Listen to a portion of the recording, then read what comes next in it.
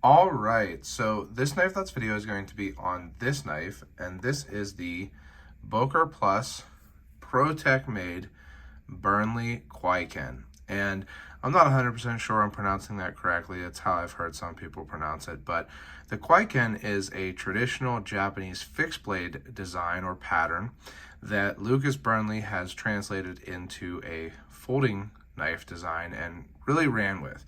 So there's a whole bunch of different versions of his design, different configurations and things like that. And this is just one of them that Boker has done.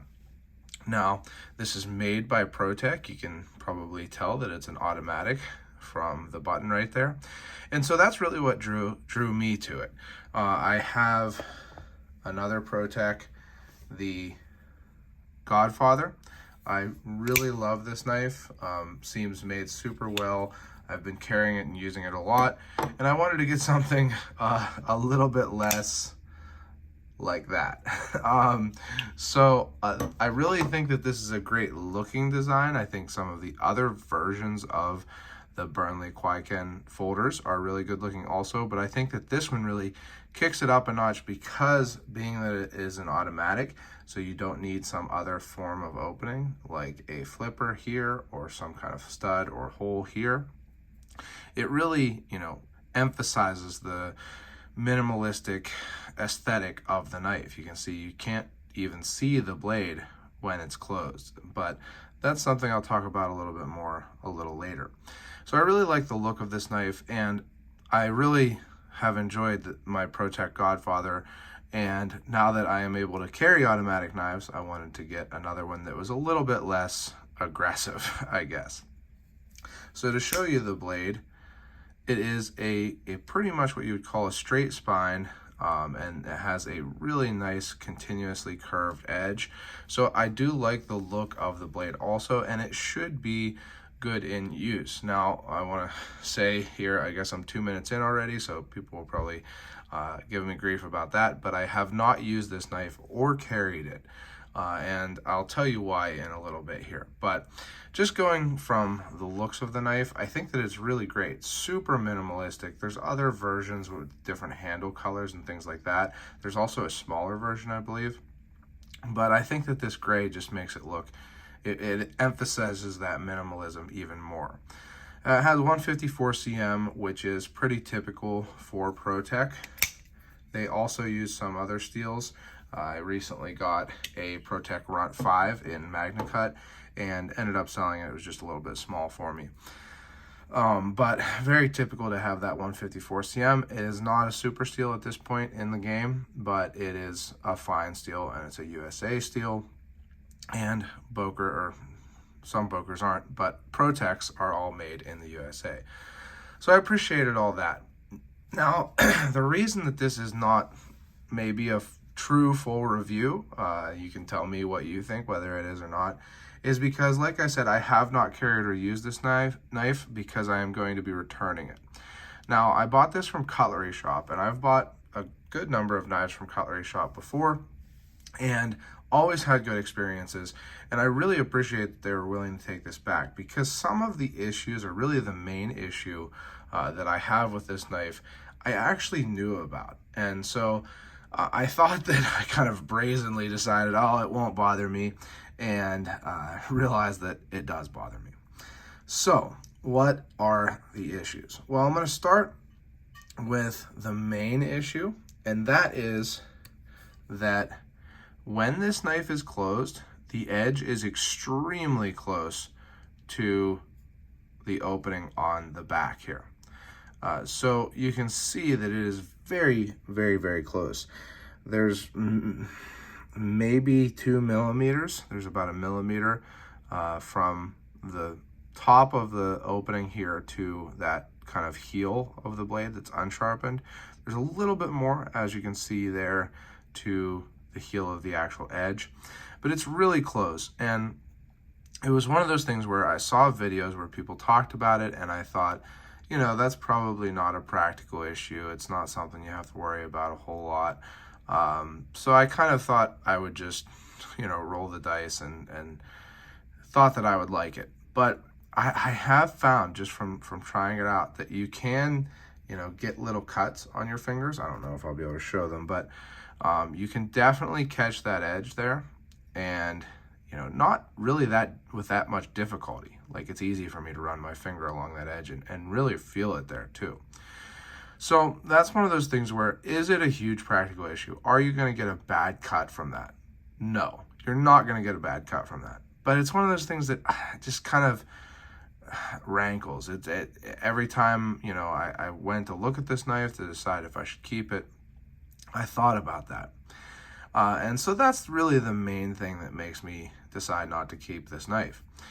But there are a couple other things. So one of the other things is that the clip here, it just seems like there's not a lot of space in there. Now, like I said, I didn't carry this knife, but it seems like that's going to be something where, it might give you a little bit of a hassle putting it in and out of your pocket. Is that true? I don't know, but it's just something that kind of seemed that way to me. Another thing is that while it's very common for an automatics button to be where this button is, I do think that it's a little bit less intuitive than where the button is on the Godfather, and also where it was on the Run.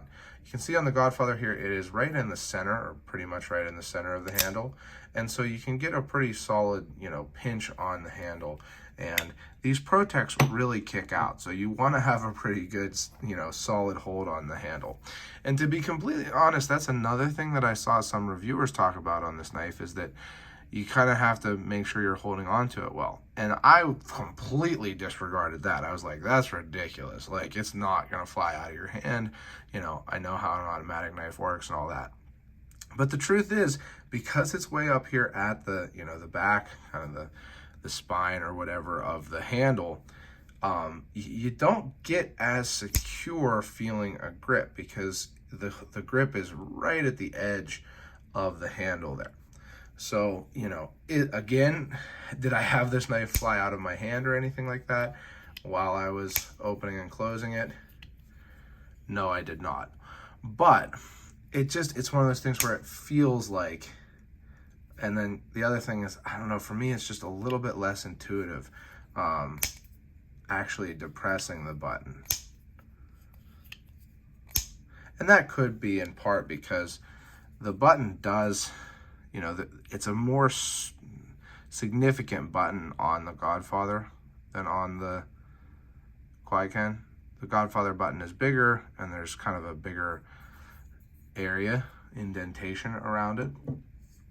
And then finally, the other thing here is that it's a little bit more difficult to close the whole way. So when you go to close this knife, and I do like to be able to close them one-handed even if they're automatic. When you go to close this knife, you have to really push it the whole way down. So see how right now my thumb is basically in line with the handle.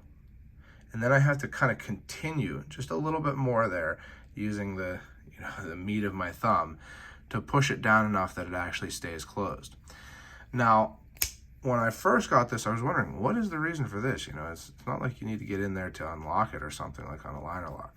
But I think that it is for that. What that does is that gives you a little bit more space there to push that blade back down in. So it is easier if you push there, but it's one of those things where I did, when I was opening and closing this once or twice, think, that it was closed and then have it open back up. Again, is it a hugely practical issue? I don't know, not really. But it's something that just makes it not quite as intuitive and easy as, on the Godfather. You can see the Godfather sits really, deep within the handle also, but there's just that little lip there, and that makes all the difference. Easy, super easy to open and close this knife. Actually, more so than I was expecting on it.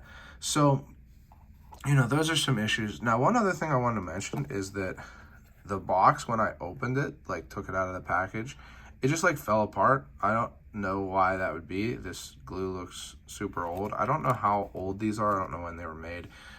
but maybe it was sitting around for a long time. Who knows? Just something that I noticed. And it's one of these things where even making this video, I'm like, man, should I really return that? Like, I don't know. It's all of these things are kind of borderline.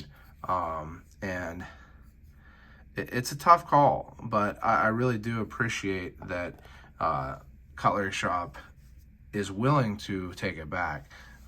Jeff is who emailed me back, and made it really easy. Didn't have to get an RMA or anything, and just said, yeah, here, print this email that says you can return it, and you can return it. So I do appreciate that. There's a lot to be said for good service, standing behind your things you sell, and if someone's not happy with it, being willing to take it back.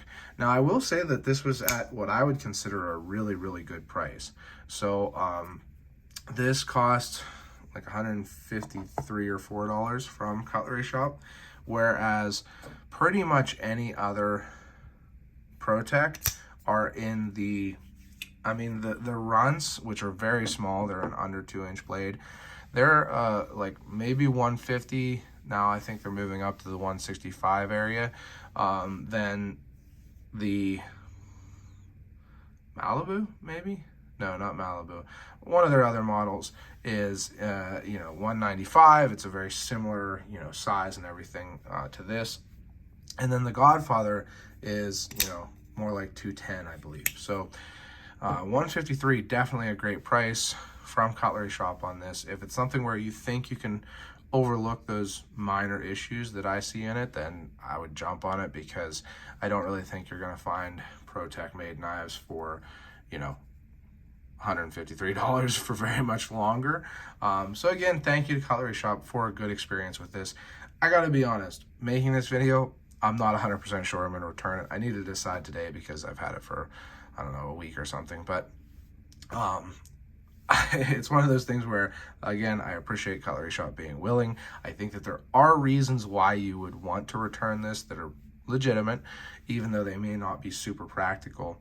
And I don't know how it could have been fixed. Certainly, maybe if you move the button a little bit, if you just made the blade a little bit bigger, or maybe this cutout a little bit bigger, and just a little bit less tall on the blade, and that would have been a huge improvement. So I hope you've enjoyed this video. I hope it's been helpful for you. If it has, make sure you subscribe to the channel, click the bell, and select all. That way you know when I post new videos. I haven't done a review of this knife yet, so that'll be coming soon. Also, check out my other social media. I'm on Instagram and Facebook at Knife Thoughts, and my website, knifethoughts.com, where I post articles on knives like this and knife-related topics.